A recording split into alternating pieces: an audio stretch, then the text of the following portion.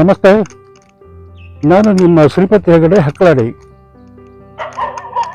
ನನ್ನ ಊರಿನ ಪರಿಸರ ಬೆಳಗ್ಗೆ ಹೇಗಿರುತ್ತೆ, ಇಲ್ಲಿಯ ಆಕ್ಟಿವಿಟೀಸ್ ಹೇಗಿರ್ತದೆ, ಇಲ್ಲಿಯ ಸಂಪರ್ಕ ವ್ಯವಸ್ಥೆ ಹೇಗಿರ್ತದೆ ಎನ್ನುವ ಮಾಹಿತಿಯನ್ನು ನಾನು ನಿಮಗೆ ಕೊಡ್ತಾ ಇದ್ದೀನಿ. ವಿಡಿಯೋ ಮಿಸ್ ಮಾಡದೆ ಕೊನೆ ತನಕ ನೋಡಿ. ಇದು ನಾನು ದಿನ ಬೆಳಗ್ಗೆ ವಾಕಿಂಗ್ ಬರುವ ಪ್ರದೇಶ. ನನ್ನ ಮನೆಯಿಂದ ಸಾಧಾರಣ 4 ಕಿಲೋಮೀಟರ್ ಆಗ್ತದೆ. ದಿನ ಬೆಳಗ್ಗೆ ನಾನು ಇಲ್ಲಿ ಬರ್ತೇನೆ. ಯಾಕೆ ಅಂತಂದರೆ ಈ ಪರಿಸರ ಅದ್ಭುತವಾಗಿರುತ್ತೆ, ಹಸಿರಿದೆ, ಹಕ್ಕಿಗಳ ಕಿರಿಪಿರಿ ಗಾನ ಕೇಳಿಸ್ತದೆ. ಇದೆಲ್ಲವನ್ನ ಈ ವಿಡಿಯೋದಲ್ಲಿ ಕಟ್ಟಿಕೊಡುವ ಕೆಲಸ ಮಾಡ್ತೇನೆ. ರಸ್ತೆ ಪಕ್ಕದಲ್ಲಿ ಹಸಿರಿದೆ, ಕೆಲವು ಸ್ವಾಭಾವಿಕ ಸಸ್ಯಗಳಿವೆ, ಅದ್ರ ಜೊತೆಗೆ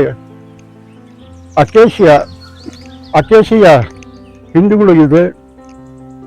ಈ ಅಕೇಶಿಯ ಒಂದು ರೀತಿ ದುರ್ಬೀಜ ಇದ್ದಾಗ ಕಂಡ್ರಿ. ಇದರ ಬದಲು ಅವರಷ್ಟಕ್ಕೆ ಅವರನ್ನ ಬಿಟ್ಟುಬಿಟ್ಟ ಕಾಡು ತನ್ನಾಗೆ ಬೆಳೀತದೆ. ಕಾಡನ್ನು ಬೆಳೆಸಲಿಕ್ಕೆ ವಿಶೇಷ ಶಕ್ತಿ ವಿನಿಯೋಗ ಮಾಡಬೇಕು ಅಂತೇನಿಲ್ಲ, ಅವ್ರ ಪಾಡಿಗೆ ಅವರನ್ನು ಬಿಟ್ಬಿಡ್ಬೇಕಂಡ್ರಿ. ಕೆಲವೇ ವರ್ಷದಲ್ಲಿ ಪರಿಸರ ಬದಲಾಗಿ ಹೋಗ್ತದೆ. ನಮ್ಮಲ್ಲಿ ಪ್ರತಿ ವರ್ಷ ವನ ಮಹೋತ್ಸವ ನಡೆಯುತ್ತದೆ, ಆದರೆ ಇದುವರೆಗೂ ಒಂದು ಕಾಡನ್ನು ಸೃಷ್ಟಿ ಮಾಡಿಕೊಳ್ಳಿಕ್ಕಾಗಲಿಲ್ಲ. ನಮ್ಮಲ್ಲಿ ಸಂಪರ್ಕ ಮಾಡೋ ರಸ್ತೆ ಕಳೆದ ವರ್ಷ ಆಗಿದ್ದು ತುಂಬ ಅದ್ಭುತವಾಗಿದೆ.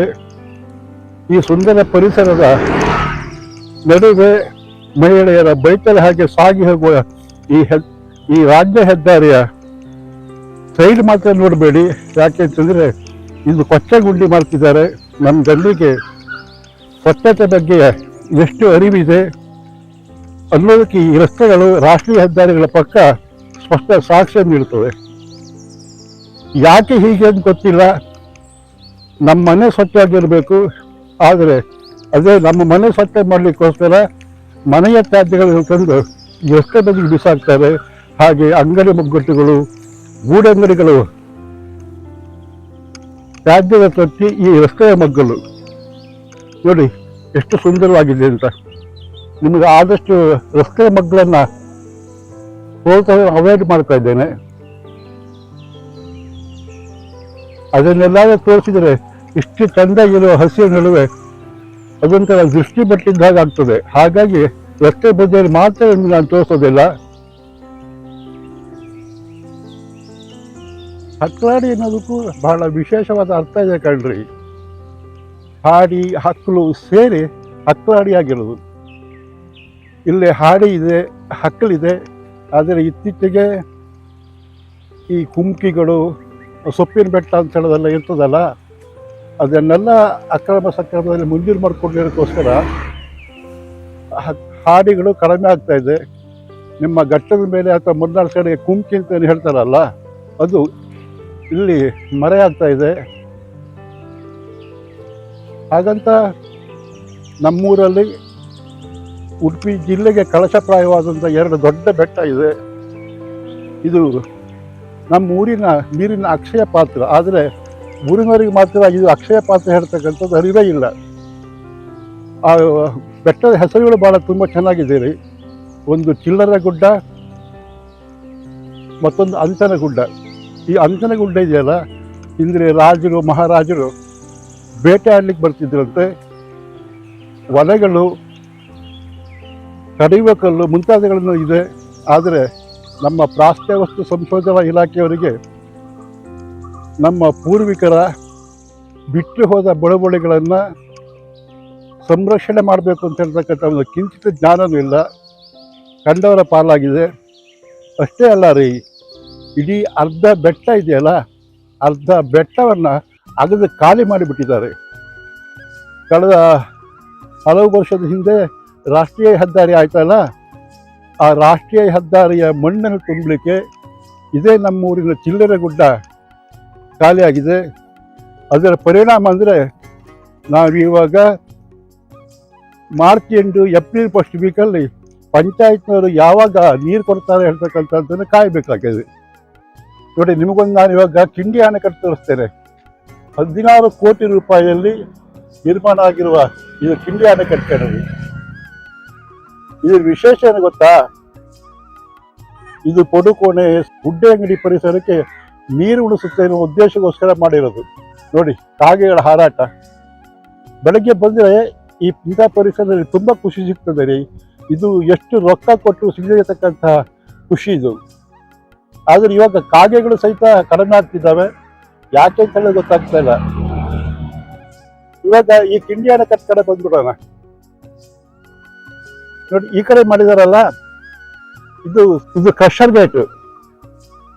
ಇದು ಸ್ವಯಂಕೃತ ಅಪರಾಧ ರಾಜಕಾರಣಿಗಳ ಮತ್ತು ನಮ್ಮ ಊರಿನವರಿದ್ದು. ಯಾಕೆ ಅಂತೀರಾ? ಈ ಸ್ವಯಂಚಾಲಿತ ಗೇಟ್ ಇದೆಯಲ್ಲ, ಇದನ್ನ ಪುನಃ ನಿರ್ಮಾಣ ಮಾಡಬೇಕಿದ್ರೆ 14 ಕೋಟಿ ರೂಪಾಯಿಯನ್ನು ಸರ್ಕಾರ ಖರ್ಚು ಮಾಡಿದೆ. ಇಲ್ಲಿ ಉಳಿದ ಕಿಂಡಿ ಎಲ್ಲ ಕಾಣ್ತಿದೆ ನೋಡಿ. ಈ ಕಿಂಡಿಗಳ ಹಾಗೆ ಇಲ್ಲೂ ಇತ್ತು, ಆದ್ರೆ ಇಲ್ಲಿ ಹಿನ್ನೀರು ಬರ್ತದೆ, ಉಪ್ಪು ನೀರು ಬರ್ತದೆ ಅನ್ನೋ ಉದ್ದೇಶಕ್ಕೋಸ್ಕರ ಇಲ್ಲಿ ಸ್ವಯಂಚಾಲಿತ ಕಿಂಡಿಗಳನ್ನ ಅಳವಡಿಸಬೇಕಾಯ್ತು. ಒಟ್ಟಾರೆ ಇದಕ್ಕೆ ಖರ್ಚು ಮಾಡಿದ ಹಣ ಎಷ್ಟು ಗೊತ್ತಾ? 28 ಕೋಟಿ ರೂಪಾಯಿ ರೀ. ಆದ್ರೆ ಇದು ಒಂದು ಕುಡಿತ ನೀರನ್ನು ಸಹಿತ ಕೊಡ್ಲಿಲ್ಲ. ಇದು ಕುಡಿಯುವ ನೀರು, ಕೃಷಿ ಪರ್ಪಸ್ಗೋಸ್ಕರ ಕಟ್ಟಲಾಗಿರ್ತಕ್ಕಂಥ ಆಣೆಕಟ್ಟು. ಇದರ ನದಿ ಹೆಸರು ಪವಿತ್ರ ನದಿ ಸೌಪರ್ಣಿಕಾ ನದಿ. ಆದರೆ ಕೃಷಿ ಹೋಗಲಿ, ಅಂತರ್ಜಲ ಮಟ್ಟ ಏರಲಿಲ್ಲ. ಆದರೆ ದುರಂತ ಅಂದ್ರೆ ಯಾವ ಕೃಷಿ ಉದ್ದೇಶಕ್ಕೋಸ್ಕರ ಈ ಕಿಂಡಿ ಅಣೆಕಟ್ಟು ನಿರ್ಮಾಣ ಮಾಡಲಾಯಿತು, ಇದರ ಪರಿಣಾಮ ಕೃಷಿಯನ್ನೇ ಕೈ ಬಿಡುವಂತ ಪರಿಸ್ಥಿತಿ ನಿರ್ಮಾಣ ಆಗಿದೆ. ಇವತ್ತು ನಿಮಗೆ ಪಡುಕೋಣೆ ಅಂದ್ರೆ ಪ್ರಕಾಶ್ ಪಡುಕೋಣೆ ಇದಾರಲ್ಲ, ಅವರ ಮೂಲ ಊರು ಕುರು ಅಂತಂದ್ರೆ ಕುರುಕ್ಷೇತ್ರ ಅಲ್ಲ, ಇದು ಕಲಿಯುಗದ ಕುರು. ಬೇರೆ ಬೇರೆ ಪ್ರದೇಶದಲ್ಲಿ ಸಾಧಾರಣ 300 ಎಕರೆ ಪ್ರದೇಶದಲ್ಲಿ ಎರಡನೇ ಬೆಳೆ ಬೆಳೆಯೋದನ್ನು ಬಿಟ್ಟುಬಿಟ್ಟಿದ್ದಾರೆ. ಯಾಕೆಂದ್ರೆ ಉಪ್ಪು ನೀರು ನಿಗ್ತದೆ. ಧಾನ್ಯಗಳನ್ನು ಬೆಳೆತಿದ್ರು, ಯಾವುದನ್ನೂ ಇವಾಗ ಬೆಳೀತಾ ಇಲ್ಲ, ಉಪ್ಪು ನೀರಿನ ಹಾವಳಿ. ಹಾಗೆ ಅದು ಅಷ್ಟೇ ಅಲ್ಲ ರೀ, ತೆಂಗು, ಅಡಕೆ, ಬಾಳೆ ಎಲ್ಲ ಸಹಿತ ಈ ಉಪ್ಪು ನೀರಿಗೆ ಸತ್ತೋಗಿದೆ. ಇವತ್ತು ಆ ಊರಿಗೆ ಹೋದ್ರೆ ಆ ಊರು ಕೃಷಿ ಇಲ್ಲದೆ ಬಣ ಹಾಳೂರಾಗ್ತಾ ಇದೆ. ಈ ಹಾಳೂರಿಗೆ ಸರ್ಕಾರ 28 ಕೋಟಿ ರೂಪಾಯಿ ಖರ್ಚು ಮಾಡಿ ಈ ಕಿಂಡಿ ಅಣೆಕಟ್ಟು ಕಟ್ಟಿದ್ಯಾ? ಗೊತ್ತಾಗೋದಿಲ್ಲ ಕಣ್ರಿ. ಹಾಗೆ ಈ ಕಡೆ ಬರೋಣ. ಇದು ನಮ್ಮ ಸೇತುವೆ. 50 ವರ್ಷದ ಹಿಂದೆ ನಿರ್ಮಾಣ ಆಗಿದ್ದ ಸೇತುವೆ. ನೋಡಿ, ಕಾಗೆಗಳು ಹಿಂದಿಂದಾಗಿ ಹೋಗ್ತವೆ, ಇವು ಬೆಟ್ಟಗಳ ಕಡೆಗೆ ಹೋಗ್ತವೆ, ಇವು ಮತ್ತೆ ಪುನಃ ಸಂಜೆ ಬರ್ತವೆ. ಇದು ಕಿಂಡಿ ಅಣೆಕಟ್ಟಿನ ಮೇಲ್ಭಾಗ. ಇಲ್ಲಿ ಸಿಗಡಿ ಕೆರೆಗಳಿದೆ, 4 ಸಿಗಡಿ ಕೆರೆಗಳಿದೆ. ಸಿಗಡಿ ಉದ್ಯಮದವರು ಇದ್ದಾರೆ. ಆದ್ರೆ ಈ ಸೇತುವೆ ಹೆಚ್ಚಿನ ದಿವಸ ಇರೋದಿಲ್ಲ ರೀ. ಆಲ್ರೆಡಿ ಅವನತಿ ಹಾದಿ ಹಿಡಿದಾಗಿದೆ. ಮುಂಚೆ ಈ ಸೇತುವೆ ಆಗೋದಕ್ಕಿಂತ ಮುಂಚೆ ನಮ್ಮ ಹತ್ತಿರ ಇಡೀ ಗ್ರಾಮದವರು ಇದೇ ಹೊಳೆ ಬಂದು ಇಲ್ಲಿ ದೋಣಿಗಳು ಅಂತ ಇತ್ತು, ಮತ್ತೊಂದು ಕೊಳಿನ ಬಾಗಿಲು ಅಂತ ಇತ್ತು. ಅದ್ರ ಮುಖಾಂತರ ಕುಂದಾಪುರ ಇನ್ನಿತರ ಪ್ರದೇಶಕ್ಕೆ ಹೋಗ್ಬೇಕಾಗಿತ್ತು. ಇವತ್ತು ಈ ಸೇತುವೆ ಆದ ನಂತರ ಹಟ್ವಾಡಿಯ ಮುಖ್ಯ ಸಂಪರ್ಕ ಕೊಂಡಿ ಆಗಿದೆ. ಇದೆಲ್ಲಾದರೂ ಕುಸಿದ್ರೆ ಇಡೀ ಊರು ದಿಗ್ಬಂಧನಕ್ಕೊಳಗಾಗ್ತದೆ. ವಾಹನಗಳು ಈ ಒಂಡ್ಸೆ ಅಥವಾ ಪಡುಕೋಣೆ ನಾಡ ಮುಖಾಂತರ ಹೋಗ್ಬೇಕಂತಂದ್ರೆ ಕೊಂಕಣ ಸುತ್ತಿ ಮೈಲಾರಕ್ಕೆ ಹೋಗ್ತಾರಲ್ಲ, ಹಾಗೆ ಹೋಗ್ಬೇಕಾಗ್ತದೆ. ನೋಡಿ, ಇವರೆಲ್ಲ ಓಡಿ ಬರ್ತಿರಲ್ಲ, ನನಗೋಸ್ಕರ ಓಡಿ ಬರ್ತಾವೆ ಇವರು. ಬೆಳಗ್ಗೆ ನಾನು ಬರ್ತೀನಲ್ಲ ವಾಕಿಂಗು, ಹಾಗಾಗಿ ಇವರೆಲ್ಲ ನನಗೆ ಫ್ರೆಂಡ್ ಆಗ್ಬಿಟ್ಟಿದ್ದಾರೆ. ಸದ್ಯ ಈ ಬಂಟ್ವಾಡ ಜನ ನನ್ನನ್ನು ನಾಯಿ ಭಟ್ರು ಅಂತ ಕರೀತಾ ಇಲ್ಲ. ಸದ್ಯ ಬಚಾವ್ ಆಗ್ಬಿಟ್ಟಿದ್ದೇನೆ. ನೋಡಿ, ಸ್ಟಿಲ್ ವೇಟಿಂಗ್. ಹಾಯ್, ನೋಡಿ ಬರ್ತಿದ್ದಾವೆ.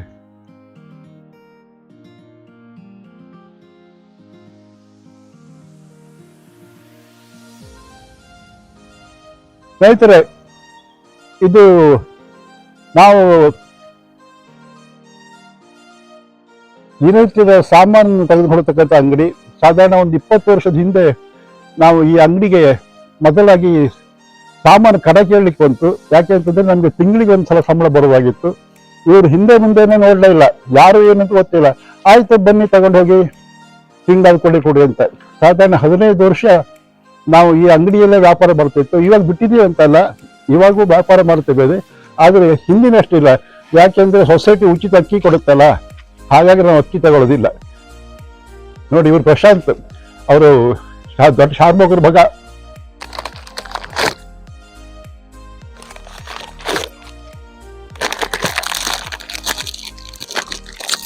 ಮೀನು ಮಾರುಕಟ್ಟೆ ಇದೆಯಲ್ಲ, ಇದು ಆಧುನಿಕ ತಂತ್ರಜ್ಞಾನದ ಮೀನು ಮಾರುಕಟ್ಟೆ ಕಾಣ್ರಿ. ನೋಡಿ ಹೇಗಿದೆ ಅಂತ ಮೀನು ಮಾರುಕಟ್ಟೆ.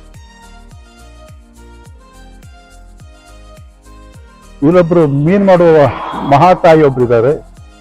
ಇಲ್ಲಿ ಬಂಟ್ವಾಡಿಯಲ್ಲಿ ಏನು ನಾಯಿ ಬೆಕ್ಕು ಎಲ್ಲ ಬಿಟ್ಟು ಹೋಗ್ತಾರಲ್ಲ, ಅವ್ರದ್ದೆಲ್ಲ ಜೀವ ಉಳಿಸುತ್ತಿದ್ರು ಈ ಮಹಾತಾಯಿ. ತನ್ನ ದುಡಿಮೆಯ ಕಾಲಾಂಶವನ್ನ ಈ ನಾಯಿ ಬೆಕ್ಕುಗಳಿಗೆ, ಅನಾಥ ಪ್ರಾಣಿಗಳಿಗೆ ಉಪಯೋಗಿಸ್ಕೊಳ್ತಾರೆ. ಶಂಕರಣ್ಣನ ಅಂಗಡಿ, ನಾವು ಚಿಲ್ಲರೆ ಪಡೋ ಸಾಮಾನು ಬೇಕಾದ್ರೆ ಈ ಶಂಕರನ ಅಂಗಡಿಗೆ ಬರೋದು. ಇದು ಹೋಟ್ಲು, ಭಾಗ ತೆಗಿಲಿಲ್ಲ, ಅವ್ರಿಗೇನು ಹುಷಾರಿಲ್ಲ ಅಂತ ಬರಲಿಲ್ಲೋ ಏನೋ ಗೊತ್ತಿಲ್ಲ. ನೋಡಿ ಶಾಮಿಯಾನ ಇದೆ. ನಾನು ನಿಮ್ಗೆ ಹೇಳಿದ್ದಲ್ಲ, ಗುಡ್ಡ ಆಗಿದ್ದಾರೆ, ಮಣ್ಣು ಮಾಡ್ತಾರೆ ಅಂತೇಳಿ. ನೋಡಿ ಇದಕ್ಕೊಂದು ಸಣ್ಣ ಸಾಕ್ಷಿ ನಿಮ್ಗೆ ಕೊಡ್ತೇನೆ. ನೋಡಿ ನೋಡಿ ಅಮೃತ ಮಹೋತ್ಸವ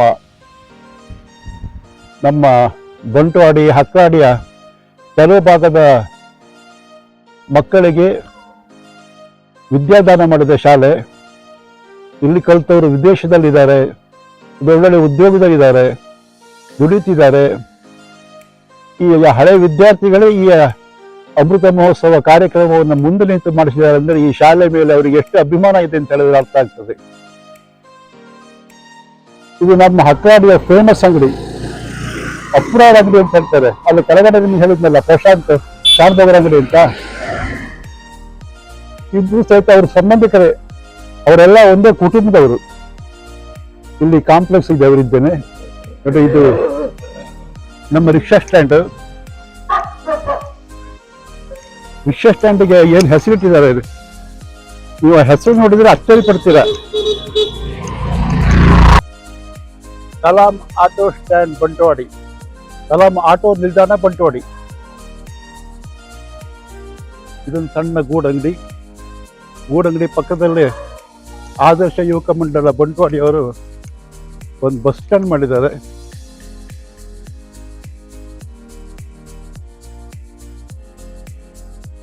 ಇದು ಕಾಣ್ರಿ ಕುಸ್ತು ಶೆಟ್ರ ಅಂಗಡಿ ಅಂತ, ಕುಸ್ತು ಶೆಟ್ರ ಹೋಟ್ಲು.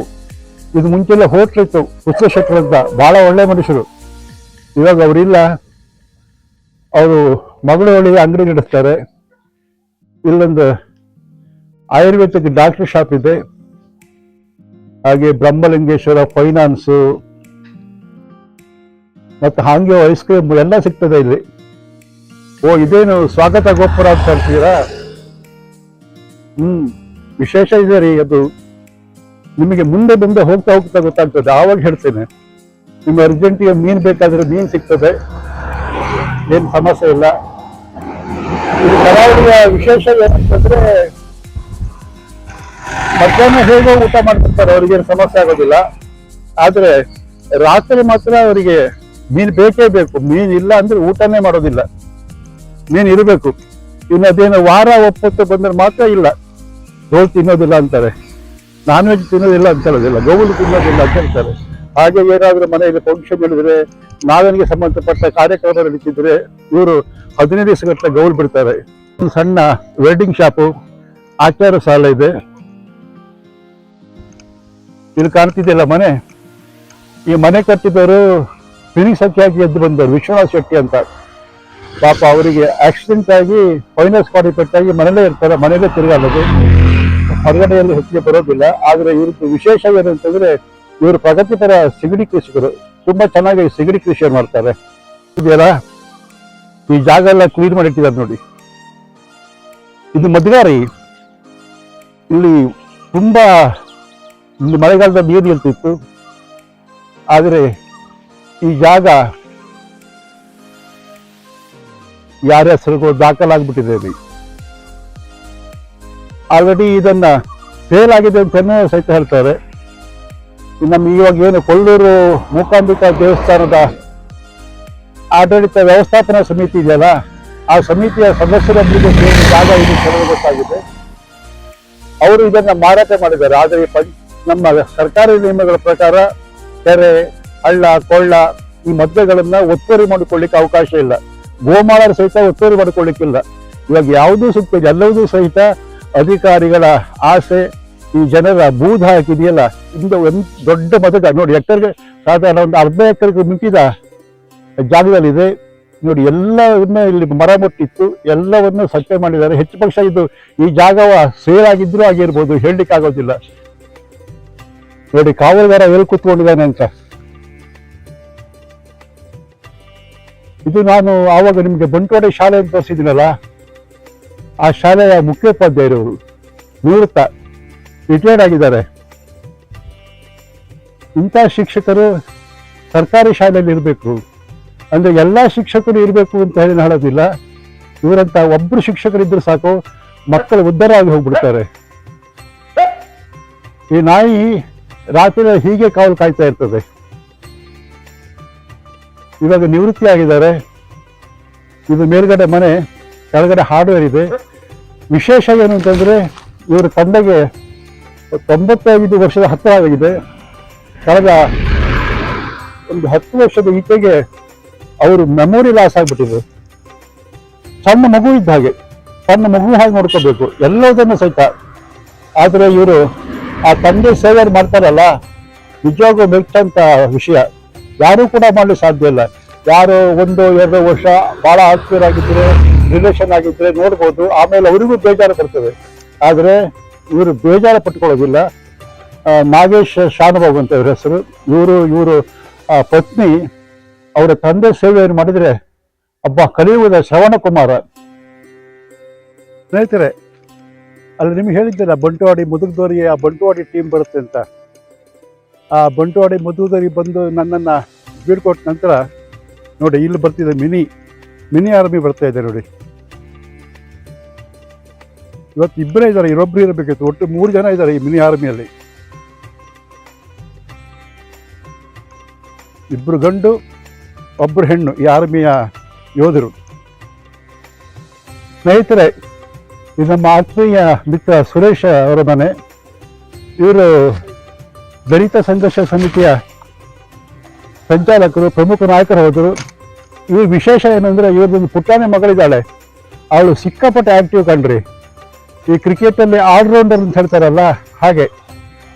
ಈಕೆ ಯಕ್ಷಗಾನದಲ್ಲಿ ಇದ್ದಾಳೆ, ಭರತನಾಟ್ಯ ಮಾಡ್ತಾಳೆ, ಜಾನಪದ ನೃತ್ಯ, ಓದಲು ಚೆನ್ನಾಗಿದ್ದಾಳೆ. ಹಬ್ಬಬ್ಬ ಅಂದ್ರೂ ಒಂದು 8-9 ವರ್ಷ ಆಗಿರ್ಬೋದು. ತುಂಬಾ ಆಕ್ಟಿವ್. ಇದು ನಮ್ಮೂರಿನ ಶೆಟ್ಟಿಗಾರ ಹೋಟ್ಲು. ಇದ್ದು ವೆಜ್ ನಾನ್ ವೆಜ್ ಎರಡೂ ಇದೆ. ಇವರು ಮಸಾಲೆ ಟೀಯನ್ನು ತುಂಬಾ ಚೆನ್ನಾಗಿ ಮಾಡ್ತಾರೆ. ಒಂದ್ಸಲ ನೀವು ಈ ಮಸಾಲೆ ಟೀ ಕುಡಿದ್ರೆ ಮತ್ತೆ ಪುನಃ ಇಲ್ಲಿಗೆ ಬರಬೇಕು. ನಮ್ಮೂರಲ್ಲಿ ದೊಡ್ಡ ಕೋಳಿ ಫಾರಂ ಇದೆ ರೀ ಗೆಳೆಯರೆ. ಇದು ನನ್ನ my dearest friend Surendra Pujari ಅವರ ಕಾಂಪ್ಲೆಕ್ಸ್. ಇಲ್ಲೂ ಅಂಗಡಿ ಇದೆ, ಆ ಬೇಕರಿ ಇದೆ ನೋಡಿ, ಟೈಲರಿಂಗ್ ಶಾಪ್ ಇದೆ, ಬೈಕ್ ರಿಪೇರಿ ಅಂಗಡಿ ಇದೆ, ಕಟಿಂಗ್ ಸಲೂನ್ ಇದೆ. ಸ್ನೇಹಿತರೆ, ನಿಮ್ಗೆ ಅಲ್ಲಿ ಬಂಟ್ವಾಡಿ ಹತ್ರ ಹೇಳಿದ್ನಲ್ಲ, ಇದೇನು ಬಂಟಿಂಗ್ಸ್ ಸ್ವಾಗತ ಗೊಬ್ಬರ ಎಲ್ಲ ಕಟ್ಟಿದ್ದಾರೆ ಅಂತ ಮುಂದೆ ಹೇಳ್ತೀನಿ ಅಂತ ಹೇಳಿದ್ನಲ್ಲ, ಆ ಸ್ಥಳಕ್ಕೆ ನಾನು ಬಂದ್ಬಿಟ್ಟಿದ್ದೇನೆ. ವಿಶೇಷ ಏನಂತ ನಿಮ್ಗೆ ಹೇಳ್ತೇನೆ, ಒಂದ್ಸಲ ಇದನ್ನೆಲ್ಲ ನೋಡೋದು.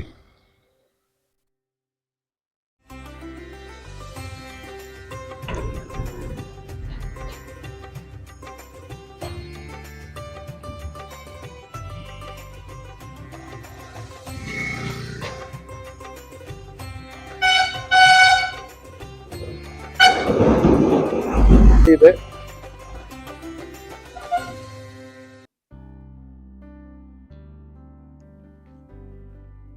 ಸ್ನೇಹಿತರೆ, ಇದು ಏನಪ್ಪ ವಿಶೇಷ ಅಂತ ಕೇಳ್ತೀರಾ? ಇದು ನಮ್ಮ ಊರಿನ ಭಜನಾ ಮಂದಿರ. ಇದು ಹಿಂದೆ ಹೀಗಿರ್ಲಿಲ್ಲ ಕಣ್ರಿ. ಇದು ಆಕ್ಚುಲಿ ಇದಕ್ಕೆ ಹಕ್ಲಾಡಿ ಗುಡ್ಡ ಅಂತ ಕರೀತಾರೆ. ಇಲ್ಲಿ ಸಾಧಾರಣ ಒಂದು 50ಕ್ಕಿಂತ ಜಾಸ್ತಿ ಮನೆ ಇದೆ. ಒಟ್ಟು ನನ್ನ ಈ ಇವಾಗ ನಿಮಗೆ ನಾನು ತೋರಿಸ್ಕೊಂಡು ಬರ್ತಾ ಇದ್ನಲ್ಲ, ಎಲ್ಲ ಪರಿಸರವನ್ನು ಸೇರಿದರೆ ಸಾಧಾರಣ ಒಂದು 100-125 ಮನೆಗಳಿದೆ ಇಲ್ಲಿ. ಇದು ಭಜನಾ ಮಂದಿರ.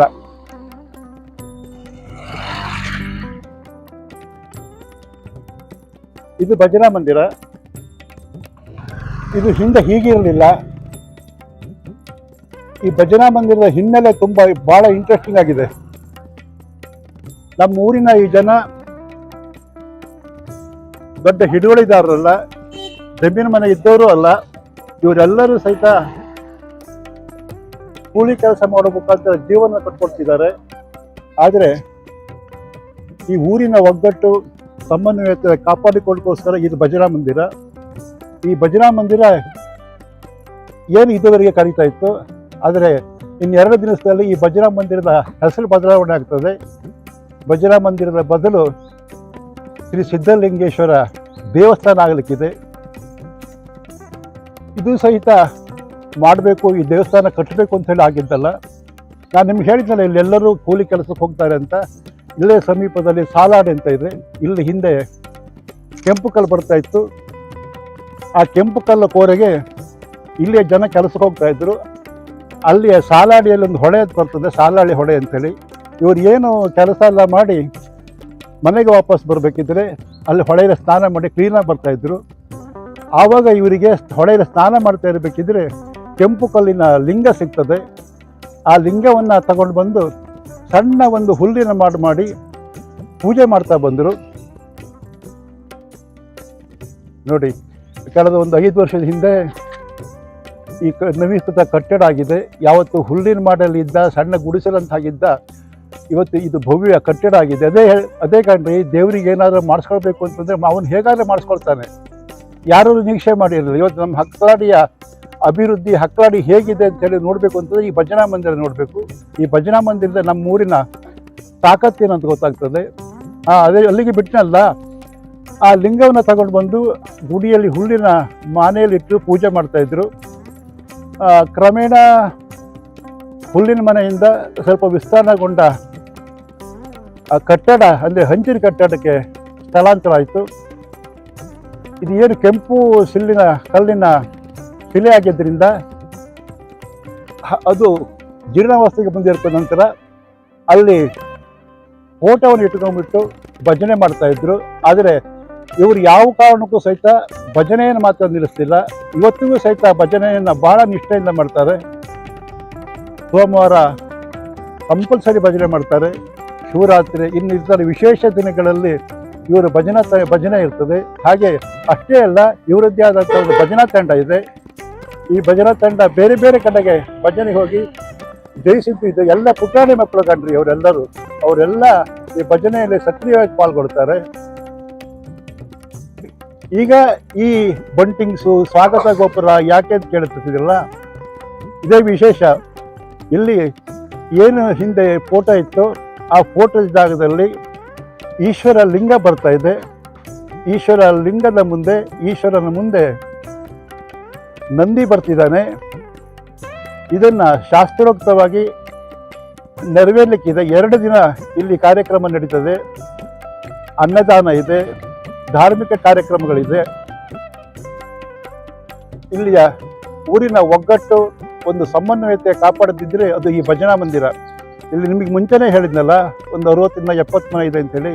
ನಾನು ಬಂದು ಇಲ್ಲಿಗೆ 30 ವರ್ಷ ಆಯಿತು. ನಾನು ಇಲ್ಲಿ ಸಣ್ಣ ಪುಟ್ಟ ವೈಮನಸ್ಸು ಇರ್ಬೋದು, ಆದರೆ ಈ ಊರಿನ ಒಗ್ಗಟ್ಟಿನ ಬಗ್ಗೆ ನೋ ಡೌಟ್ ಅಷ್ಟು ಚೆನ್ನಾಗಿದ್ದಾರೆ. ಇವತ್ತು ನೋಡಿ, ಇಷ್ಟೆಲ್ಲ ಕೆಲಸ ಮಾಡಿದಾರಲ್ಲ, ಇವ್ರು ಯಾರೂ ಸಹಿತ ಬೇರೆ ಬೇರೆ ಕಡೆಯಿಂದ ಜನ ಕರ್ಕೊಂಡ್ಬಂದು ಮಾಡಿದ್ದಲ್ಲ. ಇವರೇ ಬೆಳಗ್ಗೆ ಕೆಲಸಕ್ಕೆ ಹೋಗ್ತಾರೆ, ರಾತ್ರಿ ಬಂದು ಇಲ್ಲಿ ಕೆಲಸವನ್ನು ಮಾಡ್ತಾರೆ. ಈ ಬಂಟಿಂಗ್ಸು, ಆ ಬಂಟ್ವಾಡಿಯವರಿಗೆ ಇಲ್ಲಿಂದ 2.5 ಕಿಲೋಮೀಟರ್ ಏನು ಬಂಟಿಂಗ್ಸು, ಲೈಟಿಂಗ್ಸುಗಳೆಲ್ಲ ಮಾಡಿದಾರಲ್ಲ, ಇದೆಲ್ಲ ಇಲ್ಲಿಯ ಮಕ್ಕಳ, ನನ್ನೂರ ಯುವಕರ ಪರಿಶ್ರಮ. ಯುವಕರು ಸಕ್ರಿಯವಾಗಿದ್ದರೆ ಊರು ಹೇಗಿರ್ತದೆ ಅಂತ ಹೇಳಲಿಕ್ಕೆ ನನ್ನ ಊರಿನ ಯುವಕರು ಸಾಕ್ಷಿ. ಇದು ನಮ್ಮ ಮನೆ ಹತ್ತಿರನೇ ಇದೆ ನೋಡಿ. ಇಲ್ಲೊಬ್ರು ಬಿಳಿ ಶರ್ಟ್ ಹಾಕೊಂಡು ನಿಂತ್ಕೊಂಡಿದ್ದಾರಲ್ಲ, ಅವರು ಈ ಜೀವನೋದ್ಧಾರ ಸಮಿತಿ ಅಧ್ಯಕ್ಷರು, ಗೌರವಾಧ್ಯಕ್ಷರು ಇವರಿದ್ದಾರೆ. ಮತ್ತು ಇಲ್ಲೆಲ್ಲ ಹುಡುಗರು ಇದ್ದಾರೆ. ಇಲ್ಲಿ ಅವರು ನಾಯಕರು, ಇವ್ರ ನಾಯಕರು, ಅಧ್ಯಕ್ಷರು, ಸಕ್ರೆಟರಿ ಹೇಳ್ತಕ್ಕಂಥ ವಿಷಯನೇ ಇಲ್ಲ. ಎಲ್ಲರೂ ಸಹಿತ ನಮ್ಮ ಊರಿನ ಭಜನಾ ಮಂದಿರ ಅದು ದೇವಸ್ಥಾನ ಆಗಬೇಕು ಒಂದು ಕನಸುಗಳನ್ನು ಬಿಟ್ಟರೆ ಬೇರೆ ಯಾವುದೂ ಇಲ್ಲ. ಊರಿನ ಜನ ಮನಸ್ಸು ಮಾಡಿದರೆ ಏನೂ ಮಾಡಲಿಕ್ಕೂ ಸಾಧ್ಯ ಇದೆ. ದೇವರು ಶಕ್ತಿ ಕೊಟ್ಟರೆ ಏನೂ ಆಗುತ್ತೆ ಅನ್ನಲಿಕ್ಕೆ ನನ್ನ ಈ ಭಜನಾ ಮಂದಿರ ಸಾಕ್ಷಿ. ಸಾಧಾರಣ 25 ಲಕ್ಷ ರೂಪಾಯಿಯ ವೆಚ್ಚದಲ್ಲಿ ಈ ಭಜನಾ ಮಂದಿರ ನಿರ್ಮಾಣ ಆಗಿದೆ. ನೋಡಿ ಭಜನಾ ಮಂದಿರದ ಪಕ್ಕದಲ್ಲಿ ಬಾವಿ ಮಾಡಿದ್ದಾರೆ, ಕಳೆದ ವರ್ಷ ಬಾವಿ ಆಯ್ತು ಇದು. ಹಾಗೆ ಅದ್ರ ಪಕ್ಕದಲ್ಲಿ ಒಂದು ಮತ್ತೊಂದು ಅಂಗಡಿ ಇದೆ. ಇದೊಂಥರ ಜಂಕ್ಷನ್ ಕಂಡ್ರಿ, ಇಲ್ಲಿ ಬಿಳಿ ಅಂಗಿ ಹಾಕೊಂಡು ಇಟ್ಕೊಂಡಿದಾರಲ್ಲ, ಇದೆಲ್ಲ ಅವರೇ ಹೋಲ್ ಅಂಡ್ ಸೋಲ್. ಇದು ಸರ್ಕಲ್, ಇದು ಹೀಗಿರುತ್ತೆ. ಈ ಮರದ ಅಡಿಯಲ್ಲಿ ನಮ್ಮ ರಿಕ್ಷಾ ಸ್ಟ್ಯಾಂಡ್ ಇದೆ ನೋಡಿ. ರಿಕ್ಷಾ ಚಾಲಕ ಇದಾರಲ್ಲ, ನಗಾಡ್ತಿದ್ದಾರೆ ನೋಡಿ, ಇವರು ನಮ್ಮ ಶಿವ ಅಂತ. ಈ ರಿಕ್ಷಾ ಸ್ಟ್ಯಾಂಡ್ ಶಿವನ ಪಕ್ಕದಲ್ಲೇ ಶಿವನ ದೇವಾಲಯ. ಆ ಬಿಳಿ ಕ್ರಿಕೆಟ್ ತೊತ್ತಿ ಹಾಕೊಂಡಿದಾರಲ್ಲ, ಈಗ ಸೂಪರ್ ವರ್ಕರ್ ಕಂಡ್ರಿ ಅವರು. ತುಂಬಾ ಚೆನ್ನಾಗಿ ಕೆಲಸ ಮಾಡ್ತಾರೆ. ಎಲ್ಲರೂ ಕೆಲಸಕ್ಕೆ ಹೋದ್ರೆ ಯಾರು ಅವ್ರ ಹತ್ರ ನೀವು ಇಂಥದ್ದು ಮಾಡ್ಬೇಕು ಹೀಗೆ ಮಾಡ್ಬೇಕು ಅಂತ ಹೇಳೋದಿಲ್ಲ. ಎಲ್ಲದನ್ನು ಅಚ್ಚುಕಟ್ಟು, ಅಷ್ಟು ಕ್ಲೀನ್ ಮತ್ತೆ ಅಷ್ಟು ನಿಯತ್ತು. ಅವ್ರ ಕೆಲಸದ ಟೈಮ್ ಅಲ್ಲ, ಬಿಟ್ಟೋಗೋದಿಲ್ಲ. ಇಲ್ಲಿ ನೀರ್ ತಗೊಂಡು ಹೋಗ್ತಿದಾರಲ್ಲ, ಇವ್ರು ಶಿವ ಅಂತ. ಇವ್ರು ಕಾಯಿ ಕೊಯ್ಲಿಕ್ಕೆ ಹೋಗ್ತಾರೆ. ಇವ್ರ ವೃತ್ತಿಯಲ್ಲೇ ಕಾಯಿ ಕೊಯ್ದು ಎಂತ ಮರನಾದ್ರೂ ಹತ್ತಿ ಕಾಯಿ ಕೊಯ್ತಾರೆ.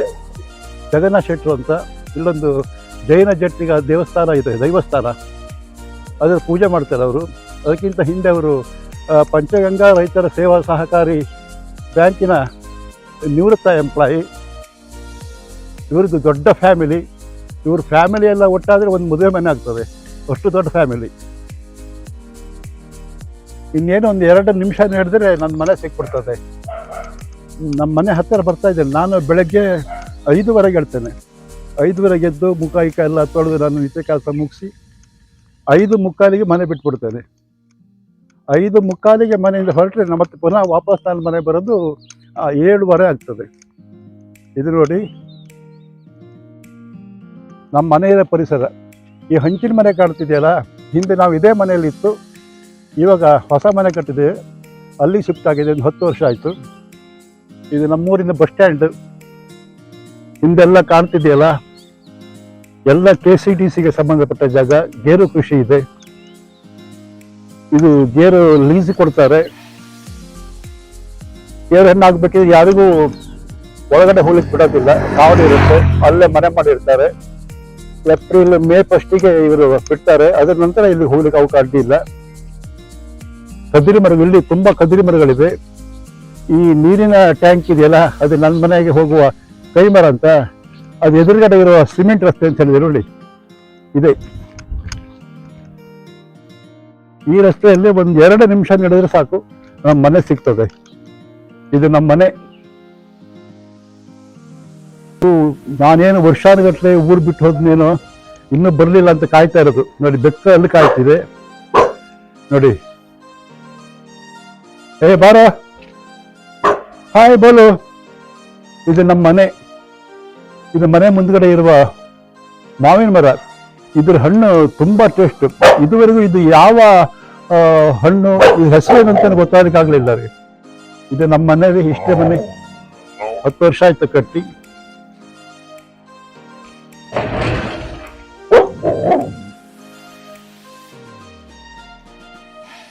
ಹೂವಿನ ಗಿಡ ಇದೆ, ಆದರೆ ಈ ಬಾರಿ ಯಾಕೋ ಗೊತ್ತಿಲ್ಲ ರೀ, ಈ ಹೂವಿನ ಗಿಡಕ್ಕೆಲ್ಲ ಒಂಥರ ರೋಗ ಬಂದಿದೆ. ತುಂಬಾ ಇರುವೆಗಳು ಬರ್ತಿದ್ದಾವೆ ನೋಡಿ. ಎಲ್ಲ ಎಲೆಗಳು ಉದುರ್ತಾ ಇದೆ.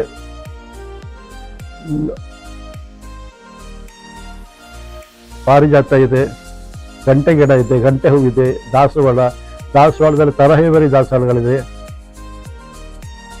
ಇಲ್ಲಿ ಈ ಹೇನಿದೆಯಲ್ಲ, ಒಂಥರ ಕಪ್ಪು ಮತ್ತೆ ಸಣ್ಣ ಜಾಳಿ ಇರುವೆ. ನಮ್ಮಲ್ಲಿ ಏನು ಈ ಚೌಳಿ ಅಥವಾ ಕೆಂಪಿರುವೆ ಅಂತ ಹೇಳ್ತೀವಲ್ಲ, ಅದಕ್ಕಿಂತ ಸಣ್ಣ ಇರುವೆ ಇದು.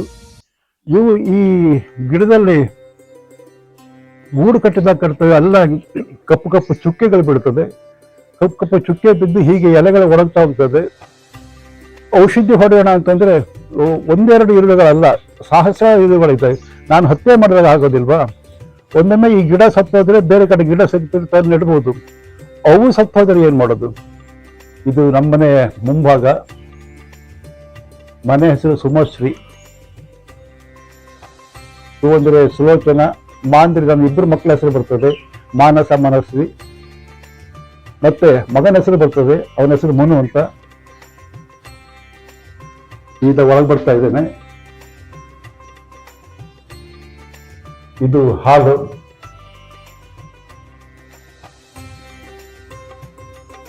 ಅಲ್ಲಿ ನನ್ನ ಕರ್ಮಭೂಮಿ.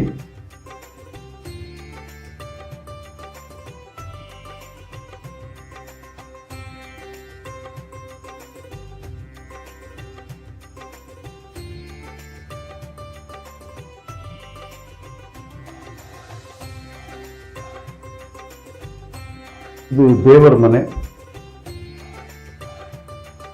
ಸ್ನೇಹಿತರೆ, ಇದಿಷ್ಟು ನನ್ನ ಊರು ಹಕ್ಕಾಡಿಯ ಹಿನ್ನೆಲೆ. ಪ್ಲೀಸ್ ದಯವಿಟ್ಟು ವಿಡಿಯೋ ಪೂರ್ತಿ ನೋಡಿ. ನನ್ನ ಊರು ನಿಮಗೆ ಇಷ್ಟ ಆದರೆ ಒಂದು ಲೈಕ್ ಮಾಡಿ, ಕಾಮೆಂಟ್ ಮಾಡಿ. ಮತ್ತೊಂದು ಹೊಸ ವಿಷಯದೊಟ್ಟಿಗೆ ನಿಮ್ಮ ಮುಂದೆ ಬರ್ತೇನೆ. ಅಲ್ಲಿವರೆಗೆ ನಮಸ್ಕಾರ. ಜೈ ಕರ್ನಾಟಕ, ಜೈ ಹಿಂದ್.